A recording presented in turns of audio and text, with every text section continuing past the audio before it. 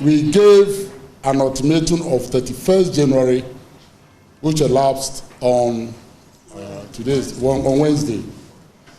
We gave that ultimatum to government to withdraw that letter.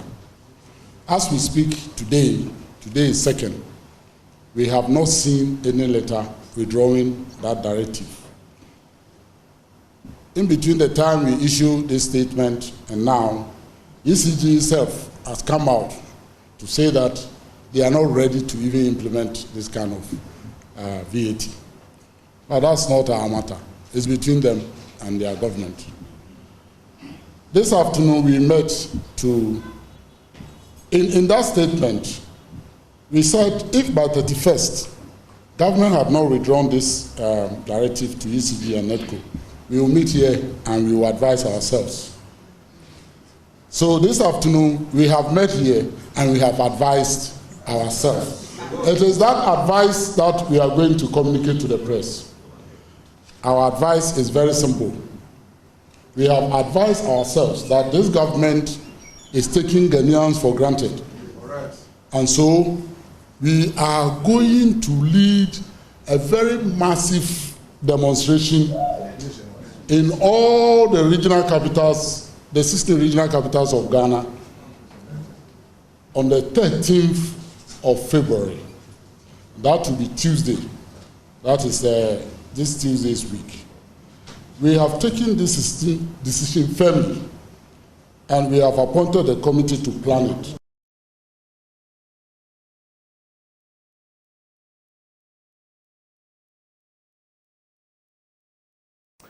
Welcome back on the AM show. We talk now about our big story, starting with that one where organized labor is actually threatening to lay down their tools and to demonstrate on February the 13th.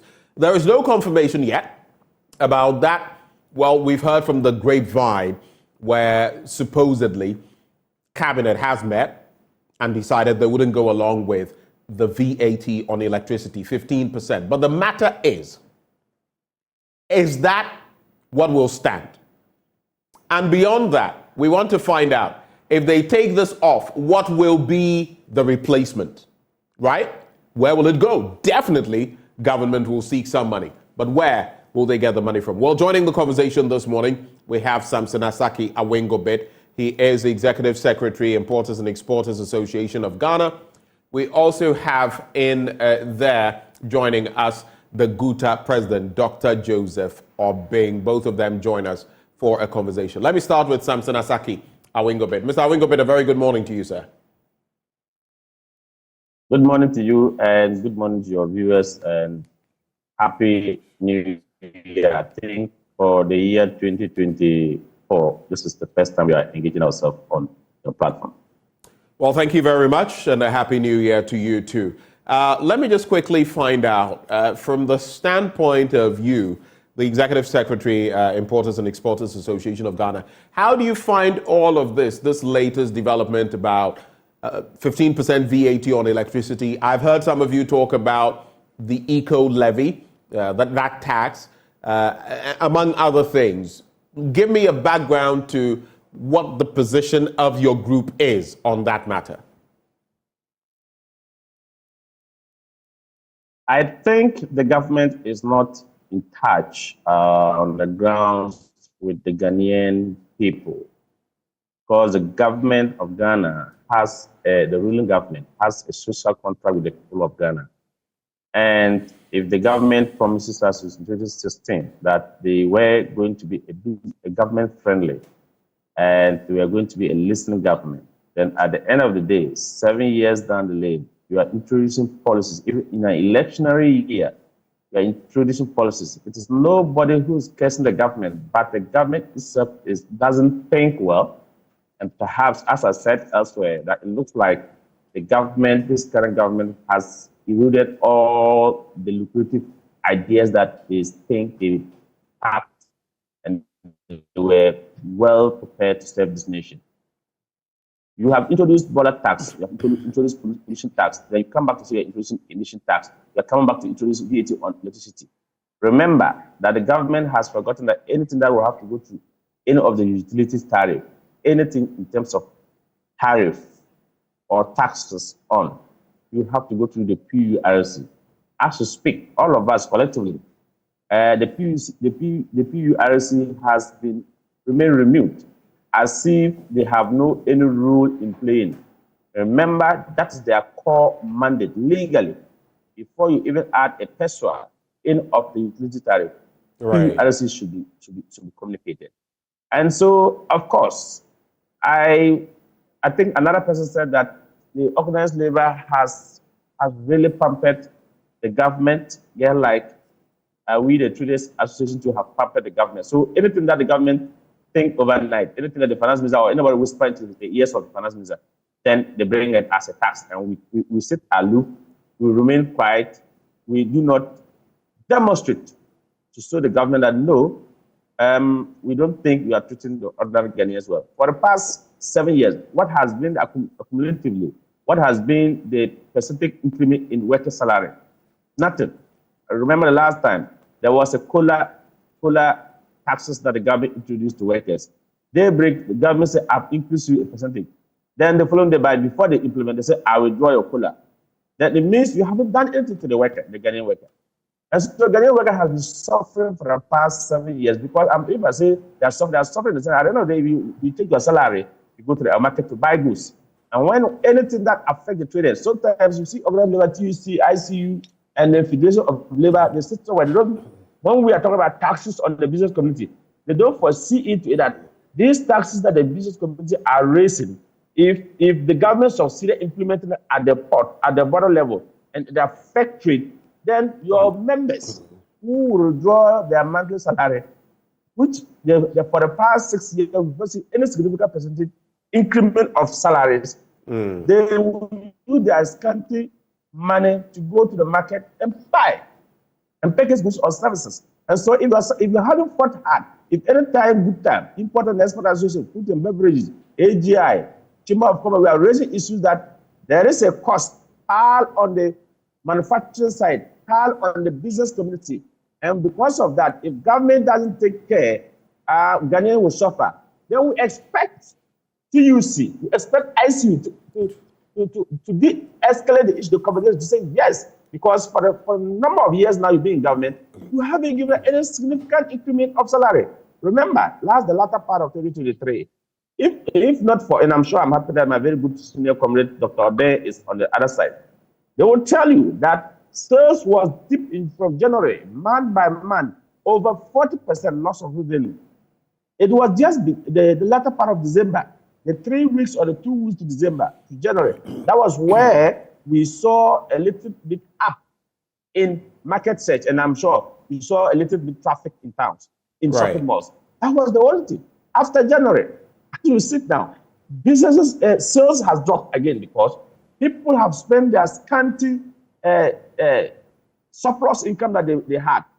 And mind you, I'm not quite sure, I have not heard anywhere that government had given youth bonuses to staff, to workers through the latter part of 2023. So I can tell you, now that you now want to bring in VAT 50% on, what do you call it? Instead what? Those who consume more than the lifeline. What's the term they use? They use some term like that. Those people will be affected. Look, automatically, if you sleep in a 2-bedroom house, if you have a television, if your wife happens to have a fridge or deep freezer, you go beyond what they are talking about. So 99.1% of Ghanaians were all going to be affected on this, except maybe those who are in the slumber areas where you see, if you are driving on the motorway, you see these kiosk people. Perhaps they are the people that you have seen that they will not be part. But 99 point something, a greater number of Ghanaians were going to be affected. Right. So, collectively, all of us were in shit. Meanwhile, the authority that's supposed to say, we are increasing tariff, we are not increasing tariff, PURC, sit quietly as if they're not concerned about the debate. I'm happy that the ECG boss himself came and said, even what we were talking about, the government has not written to them, so they don't even know the way out. I was happy. And I think someone like Anyagba, who is the communication director of the MPP, said the ECG boss was out of order. He was not out of order. He was telling you that I don't have the authority to wake up and say I'm implementing VAT on household consumers. because the only authority that will give me the power to do that is the PURC. The PURC represents Ghanaians' voices. And I don't think, I want to draw PURC to this conversation as to whether, when the minister was thinking about this, when the finance minister was going to parliament to look for 50% VAT on residential consumption, were they consulted? And after the minister got this thing passed in parliament, has he written to the PURC to say, engage the stakeholders? Or until Ghanaians raise, then you now say, what engage the stakeholders? I think this government has exhausted all the ideas. They have no any innovative ideas, and the best thing is this government will have to go and leave us. Enough is enough. All right. That's been quite a little tirade, if you like, a lengthy one. But I want us to hit on some critical issues. First off, though, you mentioned that, and just to clarify, because I do not think I have that statistic, you say with the implementation of VAT, we know that, yes, with how wide the net is, and if you look at the lifeline consumers, now it's been brought to 30 or so kilowatt hours, then it means that a lot more people are going to be affected. But I don't know about the 99.1% you're speaking of. I think that is a pretty high estimate, and we cannot independently corroborate that. Okay. But if you say that a large chunk of Ghanaians will be affected, that is fine. Have you conducted any study that gives you the 99.1%? We do not. I have just given you a scenario. I said, if anybody who's living on a 2-bedroom house, where you have an air condition, where you have a television, where you have a fridge or a diffuser, mind you, you are automatically cut into this world. I mean, if you mention certain, we know that basically for those on Lifeline, the Lifeline consumers, you'd probably use 2 bulbs and maybe a TV. Even that would take you off. So if you're adding an AC or a deep freezer and all of that, obviously you are not going to fall into that bracket. So I don't think it's a fair analogy, because those on the, I'm saying this because the Lifeline consumers may be listening to what you're saying and assume that the 99.1% is, factual. It is what the statistic is, and that they are going to be affected as much. That is why I just want us to put it into context, so it doesn't come across as a statistical figure when it really isn't. But how difficult is it, especially importing into the country right now, in terms of the different taxes and all that? I pose this question in context, even before we talk about the VAT on electricity, the eco tax and everything in there. Because I have heard, recently someone was telling me, I've forgotten how much he mentioned, but he purchased a 4-wheel vehicle for a few $1,000s, very few $1,000s. And he told me that he was selling it off for about 250,000 cedis. And I asked, wait, this amount of money versus the 250,000, why this disparity? Then he goes on to tell me about how much it took him to clear the vehicle, other things he had to pay for, and all the other bits, in addition to hardware issues. But if you look at what he spent on hardware and DVLA and everything, it's a pittance compared to what he had to pay at the ports. So my question is, to import anything into this country now, how serious a situation is it, before we get into the taxes and other bits? My brother, it is a disaster. If you are an importer, be it you are doing a commercial basis or you are even importing a vehicle to use yourself, you should pay yourself that the amount of vehicle that you are buying from Europe, you are going to pay 4 or 5 times of that. So Whoa. It's even better. Whoa! If you're telling me if you're purchasing your car, it's even. Samson, you're telling me if you're purchasing a vehicle for $5,000, people bid for vehicles and all of that, you should expect to pay in the end about 20, 25,000. Is that what you're saying? But the gentleman just told you that he paid the car about 5,000, isn't it? No, I didn't mention a figure. Ghana paid over 200,000. I said a few thousand. I didn't mention because I had forgotten the figure. Okay, well, whatever. Okay, so whatever. So what it means is that if you're even picking a vehicle in Europe, let's say maybe $10,000 or $15,000 or whatever, if you come to Ghana to play it, you use more than 60% of that amount to pay. More than how much? In the form of a duty, and that's for a fact. I missed that. The reasons are that because I missed what you said I said about. we use more than 60% of Okay. that amount, total amount that you used to pick it. I said 60. I said you use more than 60% to pay for that car. That it is the amount of $15,000. That's what I said. And I'm raising the issue that the reasons are that because the government withdraw the total 30% SUV discount that they used to give to automobile importers before. You know, on the benchmark values, it was 30% for vehicles and then 50% for general commodities. Okay, and so that 30% discount that they would have given to you, assuming you pick the vehicle $20,000, they would have given you 30% discount of SUV cost before they would then now assess you to pay the duty. And so that is why before then, I said last time, Toyota Yaris or Toyota Vic used to pay, let's say, maybe some used to pay, let's say, 7,000, at the worst, perhaps 14,000 or whatever to pay the duty. But when the total benchmark value was reversed, you then see these cars paying over 40,000, 50,000 as in the form of duty. And so if you go to the market to buy such a car today, it's not costing you less than 90,000 to 100,000. That's the reality. This Civic, what they call them? Honda Civic. Honda Civic, CRV, or what do they call the it? CRV, yes. Right. If you are going to buy such a car today in the Ghanaian market, if you don't hold 300,000, you won't get it. Meanwhile, this car used to be costing between 1.5 to, let's say, 200. But suddenly, because of the duty component, it has shot up like 300,000. If you want to buy that car today, you have to pick off 300,000 or even at some point, even more. That is the reality. And those who used to import frozen food and other things and pay tomato paste, go ahead and pay like 80,000. Suddenly, their duties have also shot up. Let's say 200,000, 300,000. That is the fact of the matter. That is why we saw people diverting their cargoes to Ivory Coast. And it's as a result of this, the VAT increment, you have reversed the benchmark values. You have also upped the VAT, which used to be 12.5 to 15%. Adding get fund, adding COVID-19 levy, adding whatever of you add only VAT alone is running to probably about 22 point something at the point. That's it. So if you have an invoice value of 100,000, they are not taking 22% straight away from you. No. I think the last time I took you through the system of calculation. If it is a car, the car is a brand new car, and let's say the car value is $100,000. They are using, they will take 5% because it's a fresh car, 5% import of the 100,000.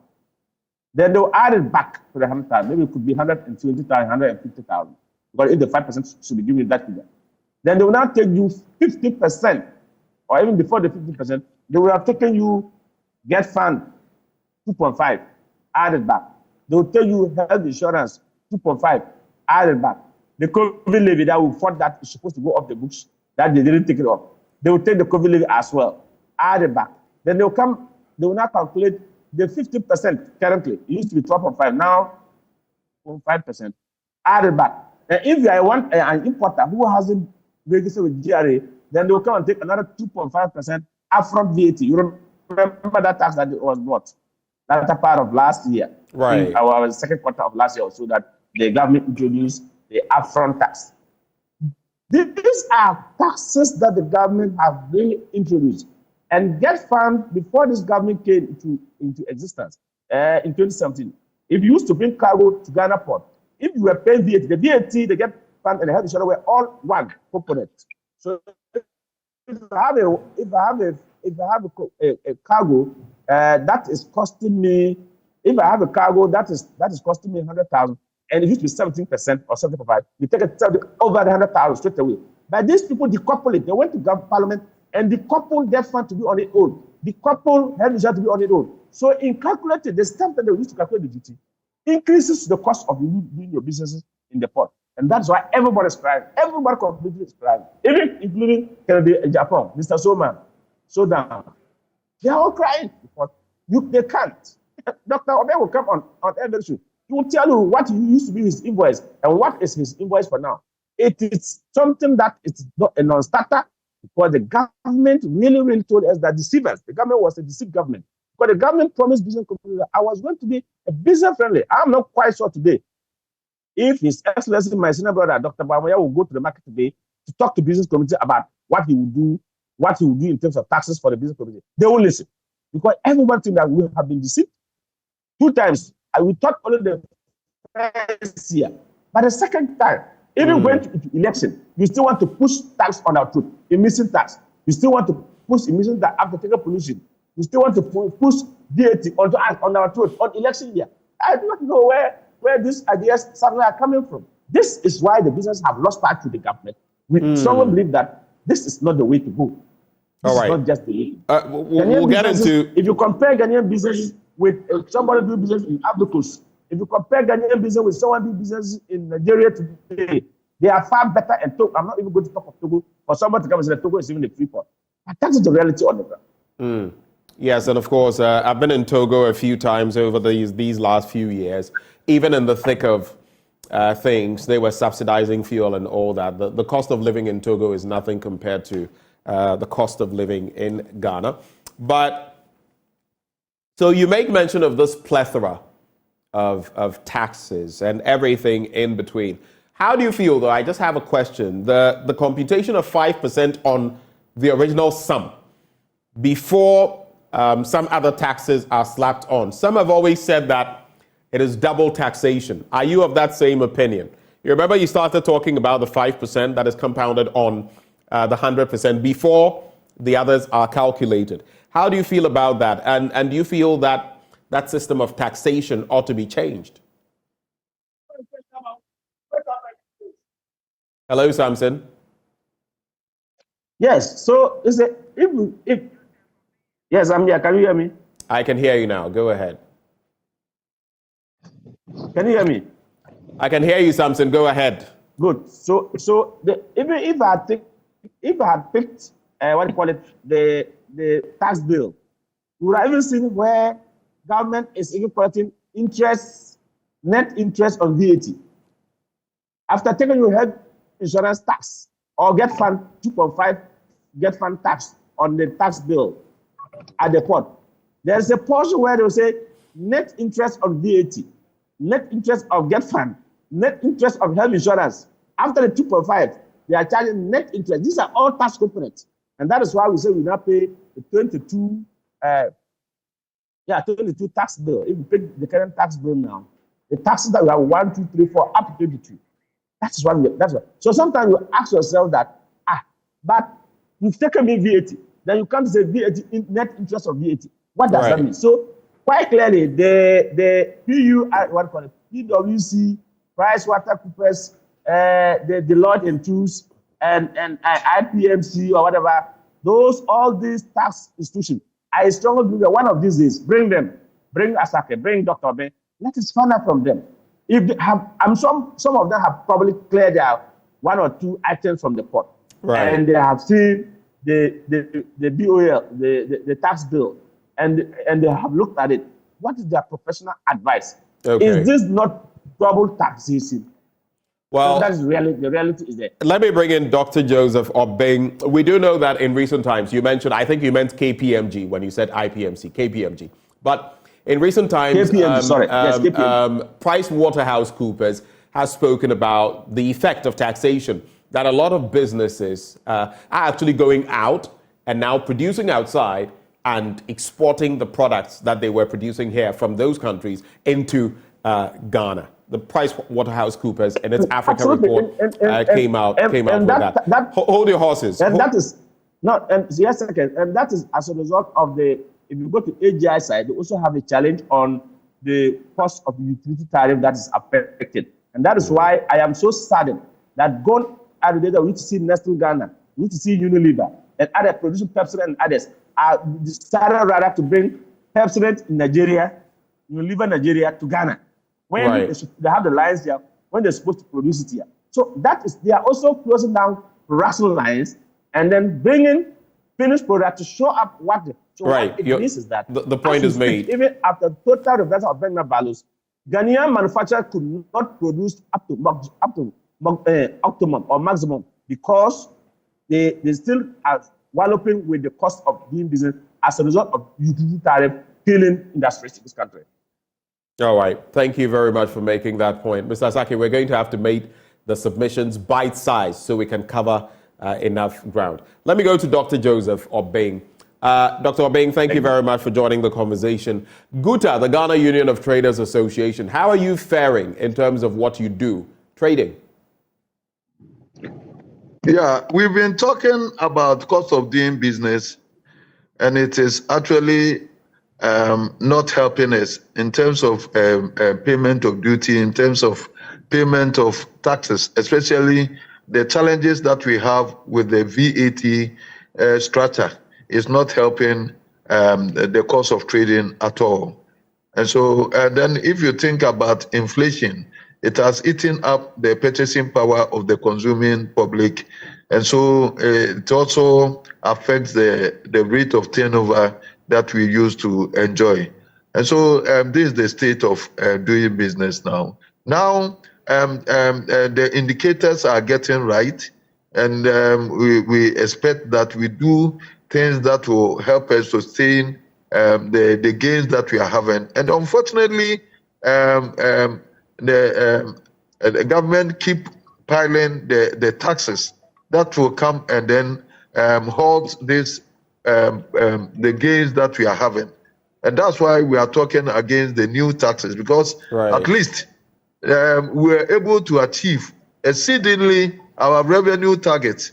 So if this electricity tax and then emission is a form of enhancement of the revenue collection, then of course we are just thinking about revenue without thinking about productivity, because government itself knows that we cannot overtax ourselves out of production. And that is what exactly what is happening. Do you think we've got there? Do you think we've got to the point of overtaxation, taxing business into the ground? Have we got there? Our produce is not competitive. It means that the taxes that we pay is overdoing is making our productivities overpriced. You cannot. So please, I want my question answered. Are we being overtaxed, especially big business or small business? Are you getting overtaxed? We are indeed, and we have talked about this over and over. So I wonder why you are asking me now, because we have taken our time to itemize the cost items. If even when it comes to importation, the cost items at the port is about 20 items. When it comes to VAT, it used to be 3%. Now it has gone to 22%. That's the standard rate. When you talk about the new taxes that were imposed on us, those three obnoxious taxes that were imposed on us, and all these things compound to make cost of doing business extremely high. You understand the utility cost that we have to encounter and all that. And so it is true that we are being overly overtaxed, taxed against the productivity that we are having. Right. Please help me with this. I walked Samson Asake Awingo bit through it, and he gave me, for example, if you import a commodity, how much will be added on, slapped on in terms of taxes. I want to ask you, same, Dr. Obeng. So take a typical product that any member of your grouping would import, anyone that you're very familiar with, and walk us through cost versus taxation and what this means in terms of translation of the taxes to the consumer. Can you do that for me? Yeah. So the goods that we import, we have those that attract 20% and those that also attract 35%. So if the product that you brought attracts 20%, the 20% will be calculated on your invoice value. So let's take $100,000 for your invoice value. For the simplicity of calculation, let's use 100,000. Means that the 20% will be slapped on the 100,000. Then it becomes 120,000. After that, they charge the VAT, which cumulates to about 22%, and charge it over it. So then it goes to about 140 144,000. That's about 40,000 plus. And then the cost items that is at the port, the AU levy, the ECOWAS levy, those levies, the lineup is about 19 to 20. And that one also accumulates to about 15%. So 41% or 42% plus 15% gives you about 57%. So if you bring an item that the duty is 20%, then you have to cover 57% of the invoice value as in forms of taxes. That's $57,000 because the invoice value was 100,000. Then you have to pay $57,000, and it's never like that anywhere in the world. It means that, and those whose items attract, like those who bring the tin tomatoes and other things, it attracts 35%, and that one also cumulates, like the same calculation that I did, it cumulates to over 65%. So it means that if your invoice value is $100,000, then you have to go and fund about $66,000 to pay your taxes alone. Tell me, how is that even possible? Let's say you are even lending or you're borrowing, I beg your pardon, from a bank, right? At close to 40%. I do know that the basis points have gone down by about 1%. So you're borrowing at close to 40%.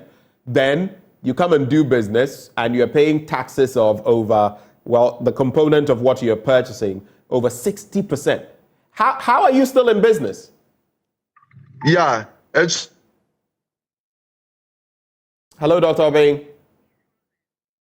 Well, and unfortunately, the connection has gone bad. But I was just trying to work it out. I mean, if you think of someone who is borrowing close to 40% in terms of interest to pay to a bank, and then you have to pay taxes of another close to 60+% because it adds up. It's not just the VAT, the port charges and everything in addition. So if you're bringing in, let's say you've borrowed 100,000 from a bank, right?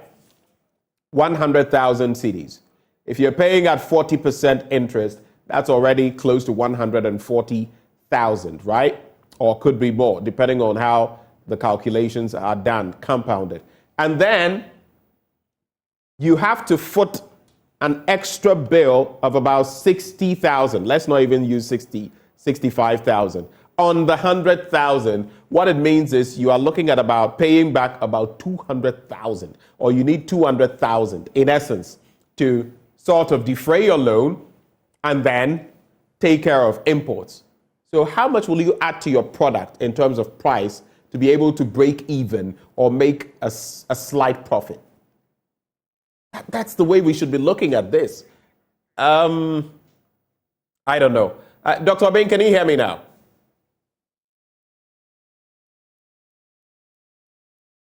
All right.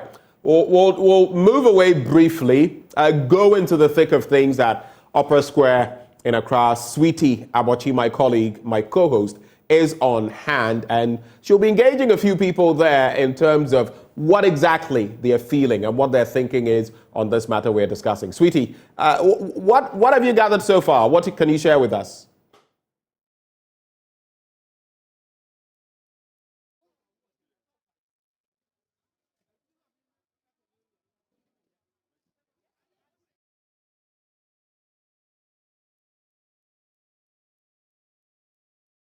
All right, we'll be connecting to Sweetie Abochi shortly. She's at Opera Square in Accra.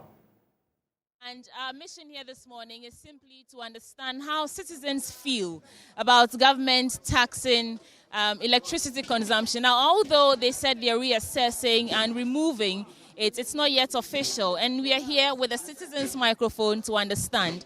Eja, good morning. So we are live now on Joy News. How do you feel about government taxing electricity by 15% and the possible removal of this VAT? And the 15% that they have put on the electricity is not fine. To me, I may say they should remove it totally. But before they remove it, and we believe those people that it's really that they have done it, unless the government issue white paper on it. Other than that, we, the people in Ghana, would never and never forgive him. Thank you also for joining us. So what are your thoughts on this VAT on electricity and the possibility of it being removed? Frankly speaking, I must say that I am not happy with the increment in these tariffs, because last year when government was bargaining over the minimum wage with the labor unions, government made Ghanaians aware that they were going to increase the wage by 23%. And Ghanaians were a bit okay, thinking that the burden will be a bit relieved, only to find out that more taxes has been packed on Ghanaians. Frankly speaking, I think government needs to reconsider some of these taxes so that we can also be comfortable. So that is what I can say. The finance minister should do something as a matter of urgency. Should try and consider other ways of raising revenue to carry out its project. Thank you. But they're saying that it's not entirely from them. It's coming from the IMF, collaboration to recover the economy. So it's, a directive or an agreement between the finance ministry, government, and the IMF. Yeah, to some extent, yeah, they may be right. But I feel that some of these taxes, if they tend to be direct, it's going to bring an untold hardship to us. So they should find another alternative, which will make us a bit comfortable. We are not asking government not to tax us, because that is the only way they can generate revenue. But at least some of these taxes are a bit harsh. So they should find other alternatives of raising revenue for some of these projects. Thank you. We are still talking about, please join me here. We are still talking about government's imposition of the 15% VAT on electricity. And we know that the finance ministry is saying that they are reassessing it. So there's a possibility that it will be removed completely. But what are your thoughts so far? Oh, but that tax is not good. It's not good for us to pay that tax, because the taxes is too much on Ghanaians. So this government will stop giving us plenty taxes and those things, because we are suffering now. Why we are paying more taxes in this country like that? If they are collecting money you don't know what they are using the money for. Always different tax, Why? Government should find ways and means and find money to pay all that kind of taxes. We Ghanaians, nowadays, see Ghana here. When they are collecting money we don't know what they are using the money for. But already they are putting taxes on us. It's not good. So we can't pay that tax. So government to find ways and means to find money to pay that tax. We Ghanaians, we can't afford it. Do you think that if this is not if it's not official and it's completely removed, Labour Union is saying that they will go on demonstration. Do you think the Ghanaians, you and I will support them to go that demonstration, because we can't afford it. So all of we Ghanaians, we are going to do demonstration against that, because we can't pay it. We are suffering now. So this government should think about us. Why? No. We can't. Do you think that Ghanaians are ready to take such an action, back various unions to demonstrate if this is not officially scrapped off completely? Of course. It's a step in the right direction. Because as I said earlier on, we are not saying government should not generate revenue. That is not it. Because if you look at these numerous social intervention policies that government has rolled out, of course, the government needs money to carry out some of these projects, and they need to generate revenue. But they should also consider the way they go about generating such revenues. If they feel that it will bring severe hardship to Ghanaians, of course, then they should find another alternative of putting that measures in place, so that at least Ghanaians will also not complain. Of course, this basic utility, that's water and light, is what we also depend on for our daily activities. And so I feel that it is too harsh. It is too harsh. So a move like that will be welcomed by Ghanaians. I'll come back to you. Thank you so much for joining us. So we're just talking about government imposition of the 15% VAT on tax. They're saying that they're reassessing and they might take it out. But some of the concerns of people is that first, we were not consulted before this was done. How do you feel about all of this? Well, I have a contrary view about the imposition of the VAT. As Ghanaians, we can all attest that the economy has contracted. So it requires the government to take certain measures to ensure that the economy expanded. So they have to take expansionary policy. And in imposing 15% VAT on utility, it's more or less you are helping the economy to contract the more, because this is going to increase unemployment. Why? Most of the companies or industry, they use electricity to operate. So increase in charging VAT on utilities is more or less like now pushing the burden of tax to the citizens. And in effect, it is going to affect the ordinary citizen, our disposable income. So what happens to that? We can't afford. So the government must reconsider the decision of imposing the tax.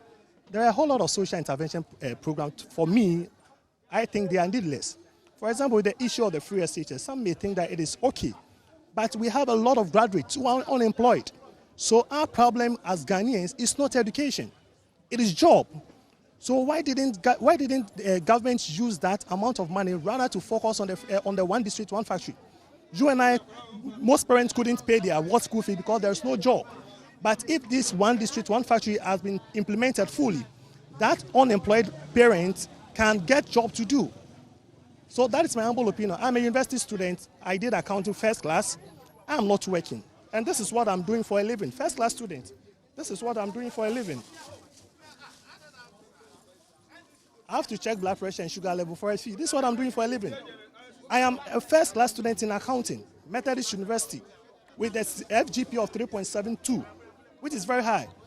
But so the problem is not about education, because there are a lot of graduates in the system who are unemployed. In our time, over 12,999 did their national service. And these people, at the end of the day, the question is there any job available for them? No. This year, there are another group of people who are also embarking on the national service. So the jobs are not there. So this is social intervention like free SHS, no, it is disturbing the economy. And then now you are trying to impose VAT on us. No, you want to kill us. This is not going to help the economy to expand. Rather, it is going to contract the economy. So the government must reconsider its decision. Before you joined us, I was asking, organized labor is saying that if this is not officially scrapped off, they are going to embark on demonstration. And they have the support of 35 other, labor unions. Do you think that this is a clarion call to Ghanaians that it's time for us to make our voices heard by government? Or do you think that they would actually, come out and demonstrate? Well, for me, I don't support civil disobedience demonstration. I don't support. That's my stand. If there are any better alternative that... but it's our right to demonstrate. Yes, I know it's our right, but I don't support. Like the LGBTQ. People are saying that it's their right, but I don't support. So for me, I don't support civil disobedience. I don't support demonstration. Because there have been series of demonstrations. What has happened? So I think the government should rather listen to the cries of Ghanaians and heed to their call. But for me, I don't support civil disobedience. But if other people feel that it's okay, why not? That is my opinion. So, right now, what should the government do, or what are some of the what are the suggestions that we can offer? Because they are trying to, revive the economy post-COVID and everything that's happened to our economy that's so bad that they now need to we need to recover from. They're saying that this is the best way they can do, and the IMF has agreed that they should tax electricity. Go ahead here. What are you suggesting that they can do as an alternative to recouping the money that we need? I'm not support them to put that tax on us. Government should find ways and means and find money to do that thing. We Ghanaians, we are suffering now, so we can't. So anything that the government will do is that you should go and find another money to pay that tax. I don't know. Why is the government rule this country?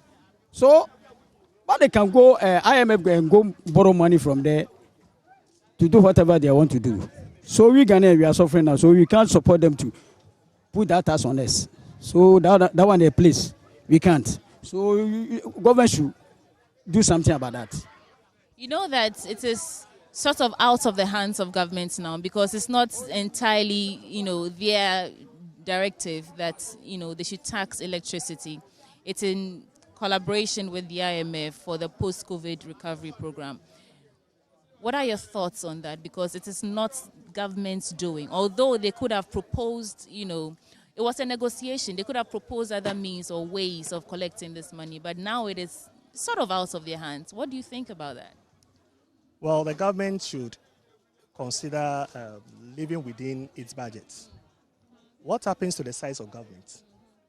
Government should also ensure that the public financial management officials do their work.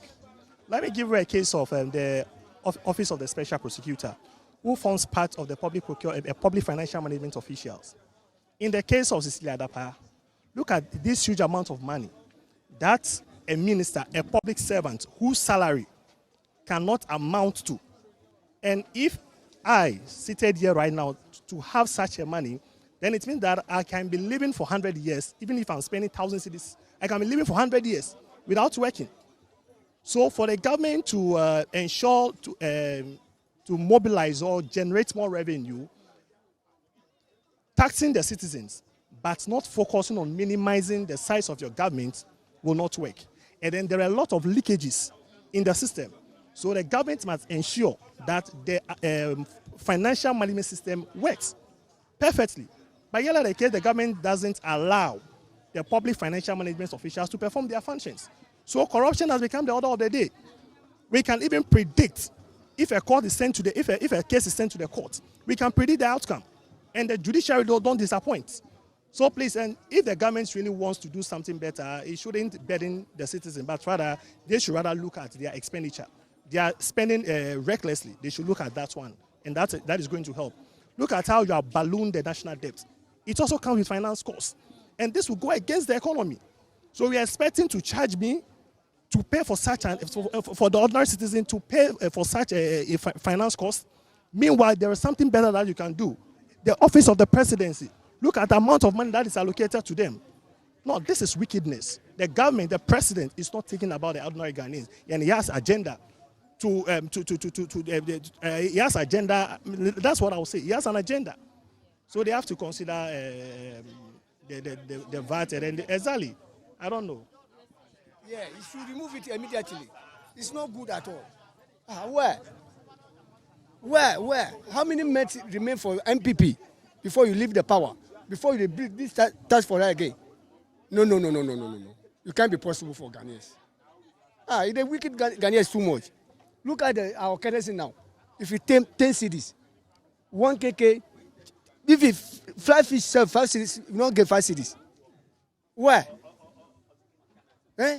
I'll come back to you. I left you out of the conversation. So as much as government is taxing the citizens, do you think that they're doing enough for us? Not at all.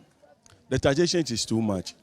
You see, this government, or I may say this current government told us that they will remove the taxation to production, not knowing they are coming to tax and tax and tax even more than what the previous government have done. You see, and the money that they have got a lot. They should have done plenty of things in the town because they have flag bearer. The current flag bearer right now told us that the money that John Mama got, he should have done a lot, and they have got even more than what John Mama have got, and John Mama have done a lot of things. You see, plenty of things than what we have seen right now. All what they touch, they cannot finish. Even when we go to Kaneshi right now, that the flyover is there. When you go to Nungwa, is there. They have left all these things, you see, for Ghanaians. And they have borrowed in which we are coming to pay our children or our grandchildren are coming to pay. You see, 2037, how can a government borrow so that they will pay 2037? How wicked you are. We don't like such a government. They should go right now. Well, thank you so much. We are wrapping this up. Any final words before we wrap this up? If the government could hear you as a citizen, as a graduate, as a first-class graduate who have to be checking people's, what did you say you do? Blood pressure for a living and sugar level for a living. If they could hear you right now, especially on the issue of taxing, what would be your message to them? Yeah, the government should, even in as much as the government is looking for revenue to manage the economy, it must also consider introducing a stationary program. And then the major one to reduce unemployment so that someone like me can get job to do is to offer tax incentive to various industry. And in my opinion, imposing the VAT on utility is more or less like encouraging the industry to reduce employment. Because the more they produce, the more they use the more utility that they use, the more they produce. And then because of the VAT, they are going to increase their prices. And if prices of commodities increases, what happens to the ordinary Ghanaians? They may not be able to buy. And if they are not able to buy, what happens? It is going to affect the industry. They can't produce more. And if they can't produce more, they can't employ more. So it is going to rather increase unemployment. So I plead with the government to reduce the size of its government. It should also try to manage this expenditure and also try to give tax incentive. And finally, it should do well not to implement that 15% VAT on utilities. Thank you. Thank you. Well, let's see what happens in a couple of days because 13th February is the day set by organized labor to go on demonstration if it is not completely scrapped out. Any final words from you? I thought that this government, in fact, government in Ohadri, we are not a British colony. British people tax their people too much of economic. But the workers, the citizens, they are okay. But Ghana, we are the economic city. But they increase the tax. Your last minute too. Your increase tax again. Master, you beg you. Leave this one for next government. You come and tax us. Mawie. Well. Yeah, that reminds me. My uncle was in the country that was last year, October, during the time that NPP were going to have their primaries. Guess what happened? American embassy called my uncle and find out whether he is safe or not. And it was like, if you think you are not safe at where you are, come to the American embassy for a plane ticket and go back to America. These people are being taxed and they can see the tax working for them. But we've been taxed, we have numerous taxes, but yet still the citizens, we don't benefit from the taxes. So if the government thinks that imposing more taxes, then with the citizens, we must feel, just as the American citizen felt when the embassy found out that their citizens in this country are not in a state of what? Peacefulness. They hurriedly called to ensure that they go back to their country by the government incurring that expenditure. So the government, if it wants to tax more, it should also make sure that we feel with the citizen, we feel the import of the tax that we are paying. Thank you. Thank you all so much. So from my conversation with the people here at Opera Square, I can infer that citizens are not happy. They're upset and they don't think that government is doing enough for them, although they're taxing us so much. So if indeed government is reassessing and would scrap this 15% VAT on electricity consumption above the lifeline unit, I think most Ghanaians will be happy. However, if that does not happen, Ghanaians or the few people here are saying that they're ready to, join forces with organized labor to demonstrate, to make the government hear their voices. This is the Citizens Microphone on AM Show. Over to you in the studio. Well, thank you very much, Sweetie Abochi, in Accra, giving us the scoop of what people had to share. Just a few takeaways before we wrap up with our guests in the studio. Of course, she had these encounters, these interactions, and I realized that gentleman was talking about, civil disobedience. Well, like she mentioned to him, it is the law, it is a right of ordinary citizens to demonstrate. And I don't really care whether it's a past administration, this administration, a future administration. Demonstrations, once they are organized properly, peaceful, by the law, we go according to them. But I found it interesting. Here is a first-class accounting student from a university, FGPA 3.72. I know what it takes because I'm a first-class student myself. I know what it takes to get some of these, right? It's not easy. So he was talking about unemployment, but how about underemployment? That's the other side we never look at. Unemployment, they have no work. But someone like him, trained in accounting, FGPA 3.72, he's underemployed because what he should do, accounting or something in that field, how he could contribute to Ghana, he's not able to do it. That is underemployment. An even more important layer, you have someone training in a crucial area and they can't practice that. The person is operating a ride-hailing service or something of the sort. And we are not even worried about this situation. But anyway, joining the conversation now, we have Thomas Musa. He is NAT's General Secretary. He also joins the conversation. Good morning, Mr. Musa. Good morning to yourself and to all your listeners. I do not know why I am struggling to hear what you're saying, but I would appreciate it if you could speak up for me. Yes, I'm saying good morning to your good self and to all your listeners. Right, thank you. Thank you very much. I'm going to put it straight to you. With this matter of taxation and everything else that we've seen in between, what is your take on it? 15% VAT on electricity. We're still in limbo because we hear Cabinet proposed it, has reversed it, but now we're being told that there's nothing concrete on that. Labour is up in arms. We also have the eco levy or the eco tax. What do you make of these two? Well, thank you very much. Our position on this matter is clear. We are not members, or we are not cabinet members. We are not cabinet members. And since we are not cabinet members, we cannot speak on what happened or what didn't happen at cabinet. So we have also not heard anything. We have also not heard anything about what from the Minister for Finance. So for that matter, we cannot comment on that one. What we know that the status quo remains. We have not received official communication from the minister telling us that the letter has been withdrawn. That has been our position.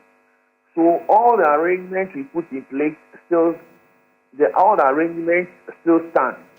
And to such a time that it will officially be communicated to organized labor, and then we'll take it out from there. But for now, we are not members of cabinet, and therefore we cannot speak to those things.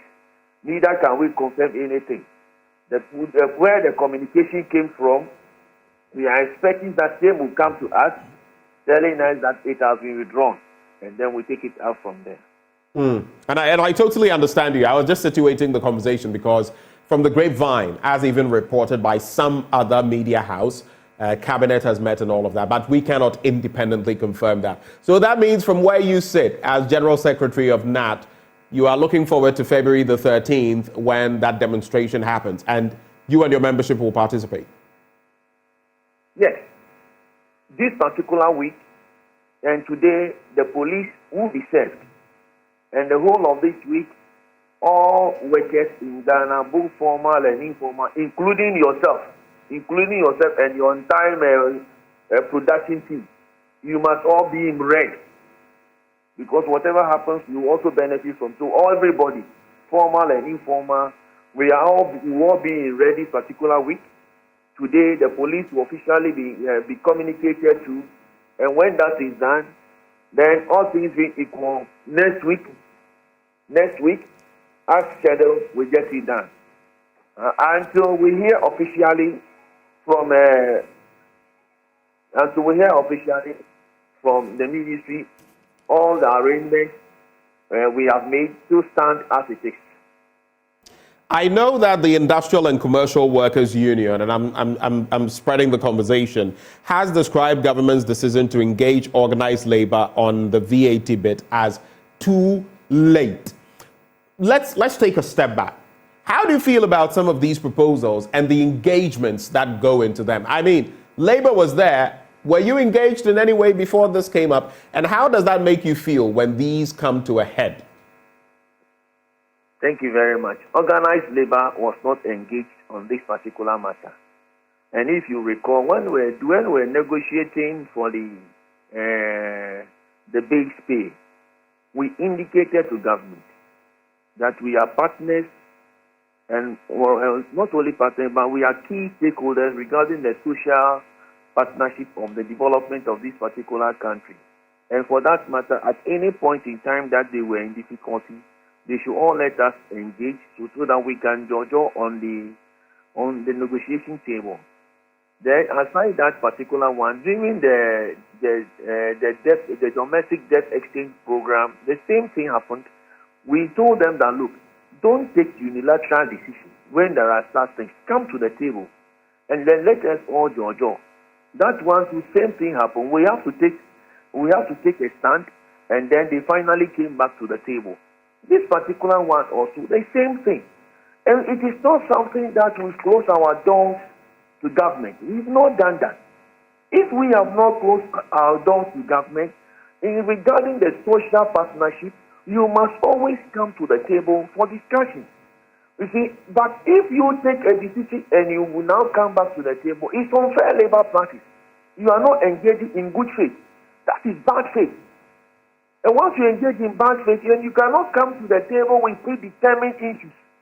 It is not done anywhere. Anytime you come with the issues, together we look at it. It's the first and foremost thing we always put on the table is national interest. Let us see how together we can get this thing done. But to take a decision and then bring it to the table and tell us that we should buy into it, we didn't put that particular thing on the table, and for that matter, we cannot buy it. You don't go and prepare food, bring it to us, and then you say we should buy it. What about if I am allergic to it? And at the negotiating table, we have what we call good faith. And we do trade-offs. There are things I will need to trade off, and there are things also that the employer will have to trade off. Why should I trade my basic necessity? This electricity matter we are talking about, it's a basic necessity of life. It's a basic necessity. Today, electricity is not a luxury. It's a basic necessity of life. Look, the worker that is going to work, the mother is going, the father is going, and they have reached in the house. Because of the time that mother, father, children will come back home, they normally cook the granule soup, the palm nut soup, and all those, and they keep them in the freezer. So that when they come around 7:30, they can warm it and eat. Because of these things, they can no longer do it. So how will they survive? You push more people below the poverty line. Aside that one, the rural electrification that was started, it will be abandoned because they cannot afford it, they will now start cutting down trees, among other things. And children, that it is going to affect education badly because those who cannot pay their large bills by 6:37, the children will have to go to bed. Is that what we are talking about here? We are saying no. Government should come to the table, and first the letter should be withdrawn, as you have indicated. Let government come to the table, and then we can judge or see what can be done. But for now, the status quo remains. We are saying that today the police will be served. We will be in red from today up to Friday. And all things will equal by by next week Tuesday, we kickstart our program. Unless we receive the letter, all the arrangements we put in place still stand. Now, Mr. Yawine of the ICU has wondered what this engagement would be about anyway, whether it would be about reducing the 15% or scrapping the tax. And he has said that, look, what's the sense in this engagement? It's too late. We've interacted with groups that have said, we don't want it, that's it. It's not about bringing it down to 5%, 2%, 10%. It must go, okay? From where you sit, what will be the consequences of this on your membership as the Ghana National Association of Teachers if government goes ahead with these two? Because now it's not just the 15% taxation on VAT, it also is the emissions levy or the eco tax, as some call it. What do you think would be the repercussions for your members? In the laws, when we went to elementary school, there is an aspect of the Lord's Prayer that says that, lead us not into temptation. And I believe that we will not be led into temptation. Organized labor, we have spoken. We are saying that we draw it. A government thinks that it wants to go ahead. I don't want to believe that organized labor will be given that temptation. I don't want to believe that. But if government wants to bring it on, then organized labor will respond appropriately. That one we can assure all the management of this particular country.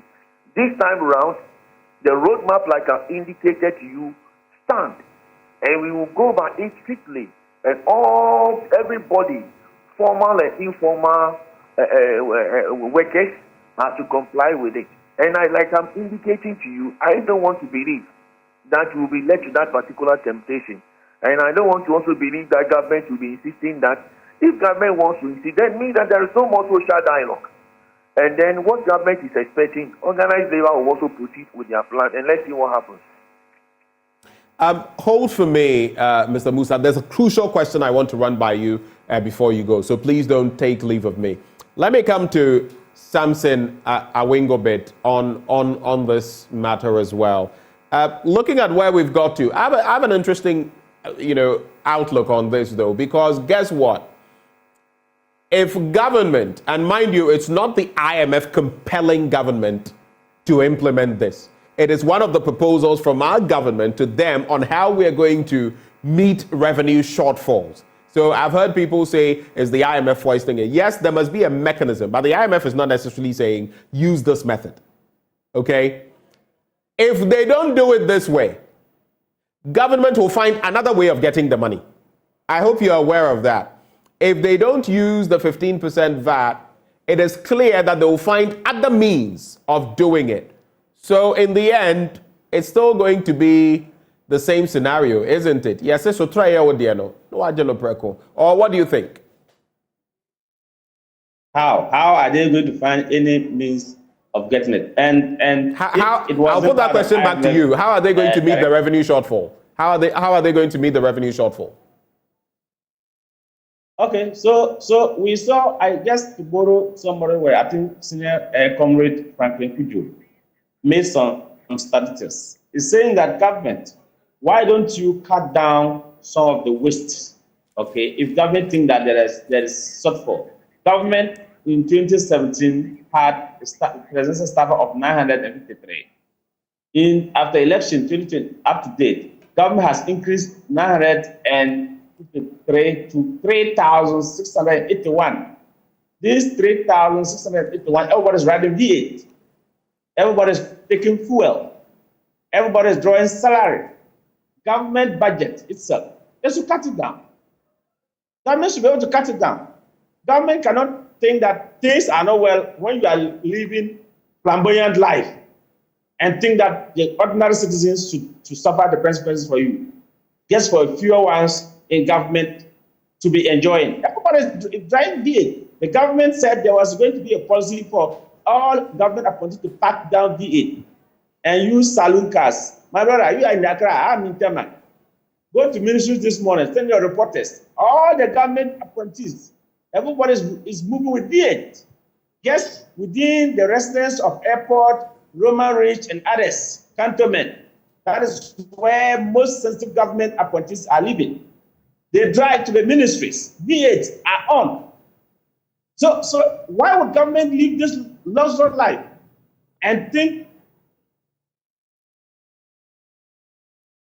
The connection to Samson has frozen. But let me quickly come to Thomas Musa. I know you are in some sort of interaction meeting, so let me wrap with you. Thomas, I'll put that same question to you. Stop. That's why I'm saying that we are not angry enough for the government. And okay. That is boiled down to me, the trade union. Remember, I said that the government is giving so much taxes. Organized labor remain new. Not come to the market. We are coming to increase the cost of doing business. And your members will come to pay this. They will go and fix their car park. They will go and buy rice. They will go and buy soap. They will go and buy Pepsi. They will go and buy clothes for. They will buy books. Even recently, books attracted VAT. Exercise books. You know, if you have children like 4 in the kindergarten or in the primary schools or in the JSS, and you see the amount of books that you buy. My daughter went to SS. If I tell you some of the books I have to buy for her, the cost because of VAT is on it.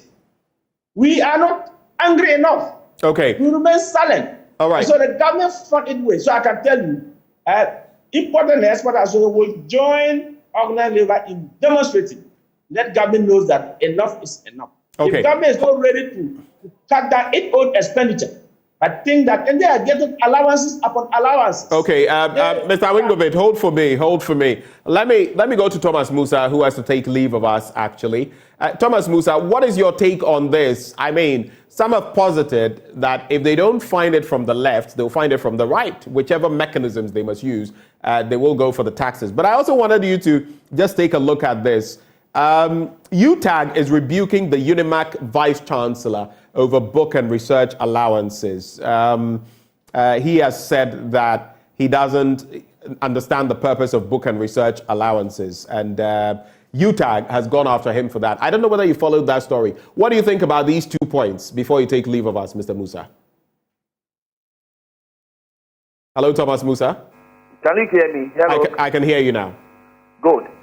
The first one, regarding that, if government doesn't take it on the electricity, government will find a way of taking it. Look, let me carefully look at the 2023 budget. Look at pages 57, 58, 59, up to 60. I repeat, carefully look at the 2023 budget and carefully examine all the expenditure measures we promised ourselves that we will be able to work on in order to come out of the from the intensive care unit where we found ourselves.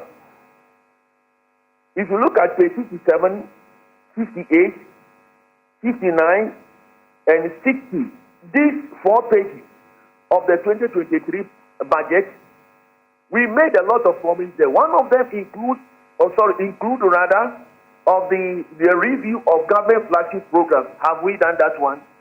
And check about the issues of the VAT and all those things. Everything is in here, nicely decorated in the budget of the 2023 budget. We are not doing it.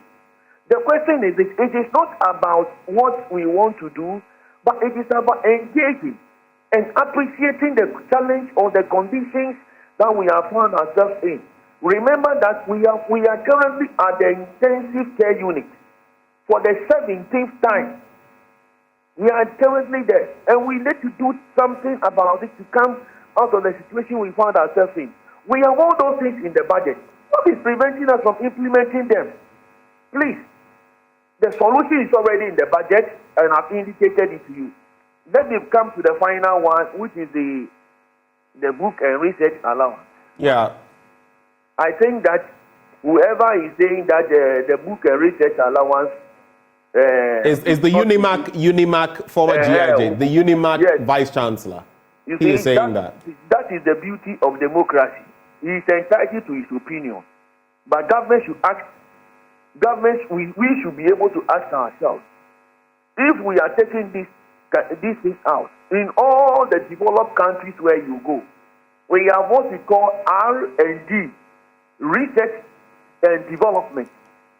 Development doesn't take place without research. So whoever will tell you that it is not necessary, is telling you that you don't need development. Today we are talking about AI. Today we are talking about robotics and all that.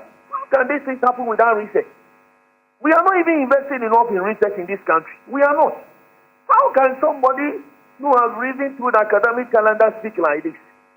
It is shocking. But please, like I have said, we as a people should know that our development cannot happen without research. And therefore, the research allowance, even if possible, they must even add more to it so that we can get more development and take Ghana out of the intensive care unit where we find ourselves in. But for somebody to say that it's not necessary, I think this is democracy. That is the beauty of it. People should be allowed to express their opinion, and he has expressed his opinion.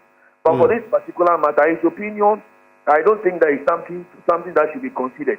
Let us look at the national interest, and like I have indicated, research and development will always go together. Nothing will happen without these two things. So let us invest more in research so that we can get our developmental projects and agenda going. Thank you. Thank you very much, Mr. Musa. That was a bit of a digression, but since I had you, I wanted to feed in that bit. Thomas Musa is General Secretary of the Ghana National Association of Teachers. Let me come back to the substantive matter of taxation. I'll run this by Dr. Joseph Obeng, GUTA President, and then from there we'll get ready to cap off the conversation. So, Dr. Obeng, if government doesn't get it from the left, they'll likely use the right to get these taxes. What's your reaction to that? And yes, I know you are likely joining the demonstration on February the 13th if there are no answers given. What's your prognosis of that? Yeah. The government has so many ways to enhance revenue collection. First of all, we have to expand the tax net to capture a lot more people who are outside the tax net who are capable of paying these taxes. And that has been our problem. So the number of taxes that we are being made to pay is many already, and they are just too high also. The only problem left is how to get a lot more people to pay these taxes, and so we have to find out how we can be able to capture these other people who are outside the tax net into paying. And then secondly, we have to also adopt efficient tax collection system, especially with regard to the VAT. The way that tax is structured, we could have gotten more than enough that will help the government to develop. But the way it is structured is not conducive for tax payment. And so compliance is very, very limited. So we have to adopt efficient tax collection system that will make us enhance on our revenue collection. Don't forget that the previous year, 2023, we exceeded our revenue collection. It means that the taxes that we are paying is high and many. All that we have to do is to even increase the tax net so that we can even get more. So it's not that we are not doing well in terms of the taxes that we are paying, but because we have to adopt more efficient way to enhance on this revenue. And in any case, there are other areas that when you government touch, nobody is going to talk about. Let's take, for instance, the road tolls. When it was taken out of the table, even Ghanaians were crying that it should be brought back. Why don't we find some modern way to do it self-automation and bring this toll booths all over the country so that we can even use that money for the road construction and all that. And that will go a long way also to help. So it's not that the areas when you touch is going to touch the productivity and then the growth of faith is what we have to take. When we are doing economics, you put things on the scale to see how it's going to affect the competitiveness of business, the growth of business, and other positive things that businesses need. Yeah. All right. Before I come to you, interestingly, we also know that the Ghana Publishers Association is bemoaning government's imposition of a value-added tax on books. Now, the group has revealed that government wrote to them asking them to charge an extra 21% VAT on all books except those sanctioned by the Ministry of Education. And this, the group believes, will cripple the book publishing industry and increase the cost of books. So look at it. Let's assume you're paying 15% on electricity. You're paying the plethora of taxes when you go out to make a purchase or go out to eat, depending on where you are going. You're purchasing books, another 21% VAT slapped on it. It appears the taxes, you'll be taxed everywhere. Everywhere. No matter where you pass, the taxes will bite. They will hit you. Anyway, gentlemen, final words. And I also want you, I'll start with you, Dr. Obeng. I want you to factor in the PURC's role.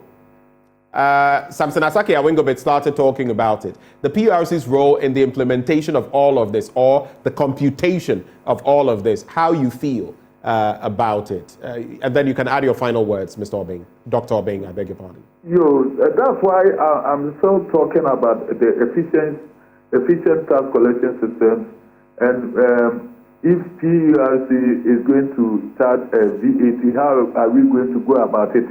If even people have to also redeem, VAT is such that you can also redeem. You take the input and output.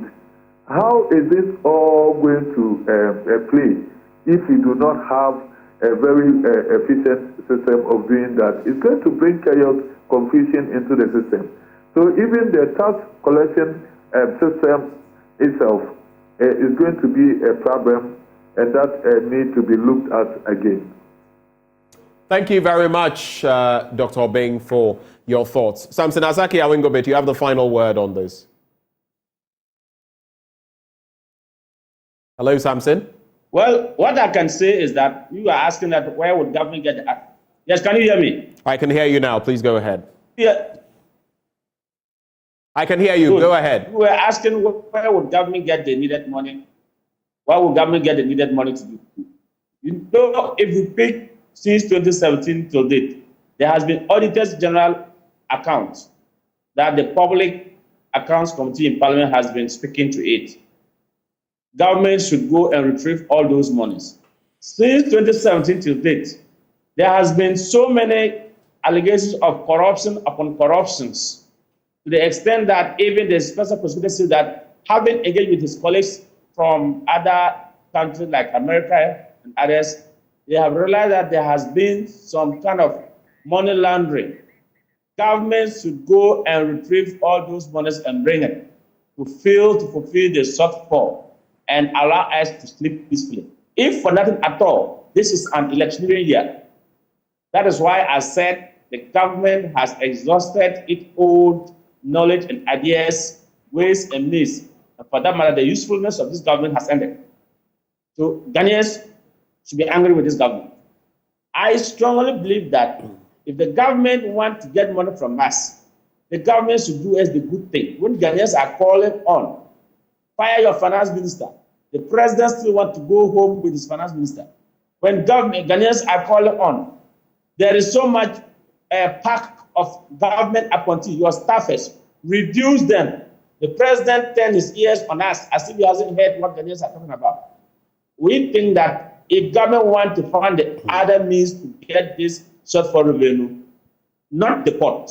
The port has already made out of its usefulness, because many importers are now diverting cargoes to Ivory Coast, Lomé, as a result of the cost of doing business in the country. Many households today, Ghanaians workers, if I can tell you, some are still taking like 400, 500 Ghana cedis as a monthly salary. This burden we can no longer bear with it. And so, if anything at all, I've directed you, tell government, tell the president that he in his cabinet should go and retrieve all corrupt money. Is to go and retrieve all the audited accounts that we've seen that there have been discrepancies. People have spent money that we're not supposed to spend them. Then he should also drop some of his appointees. That's the way to go. Thank you very much, Samson Asaki Awingobit. It's been quite a conversation. And not the port. The government should not come to the port. All right. He shouldn't come to the port. Pardon me? All right. No, I am just corroborating what you're saying. You're saying he shouldn't come to the ports, right? Samson Asaki Awingobit is Executive Secretary, Importers and Exporters Association of Ghana. Dr. Joseph Obeng, who also joined us as president of GUTA, that is the Ghana Union of Traders Association. Thomas Musa is general secretary of the Ghana National Association of Teachers. I was just telling you about that, and we're about to get into that issue. The Ghana Publishers Association is worried about value-added tax on, books. Now, the group says government wrote to them asking them to charge an extra 21%. Yeah, you heard me right. VAT on all books except for those sanctioned by the Ministry of Education. Now, the group believes this move will cripple the book publishing industry and increase the cost of books, which you and I will have to buy. We'll bring you more on that after this break.